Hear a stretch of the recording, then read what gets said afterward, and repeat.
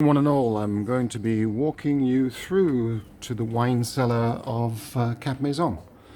And this evening I'm going to be talking about three particular cheeses, and I have to be honest to say three of my particular favorites. The first one we're going to talk about is Brie de Meaux.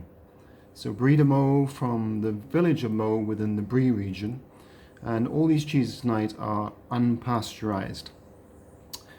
Brie has an AOC, which means Appellation Origin Contrôlée, dating back to 1980, which defines that this cheese can only be made there.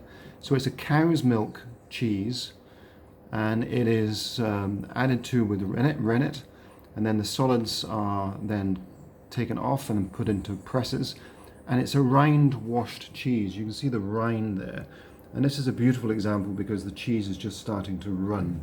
So that's Brie de Meaux. And then we're moving on to the Pyrenees, between the French and the Swiss border. And this wine is called Comte, C-O-M-T-E, and it's from the pastures of the foothills of the Pyrenees. In my opinion, a terrific cheese with red wine, and has this beautiful nuttiness taste to it as well. And it's matured for at least 12 months. And it's taken from two particular breeds of cow, the Mont Blanc and the Simmental. And it's a beautiful mountain cheese. And then the third cheese we're going to look at this evening is the king of cheeses, which is Parmesan. So Parmigiano Reggiano is aged for at least 12 months and can only be called Parmigiano Reggiano if it is from that region. They produce 3.6 billion wheels of cheese every year, so a tremendous earner for the Italians.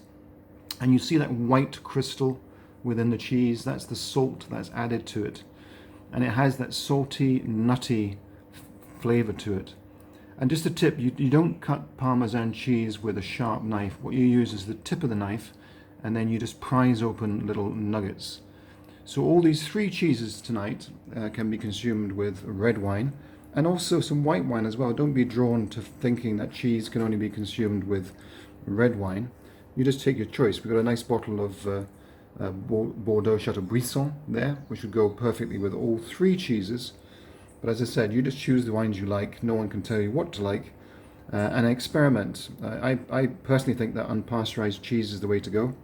Very limited in St. Lucia, and most of it is pasteurized, but you get a much more distinctive flavor with unpasteurized cheese. I hope very much that you enjoy your evening and now get tucked into your baskets of both cheese and wine. So that's it from the cellar of Cap Maison. Enjoy the rest of your evening.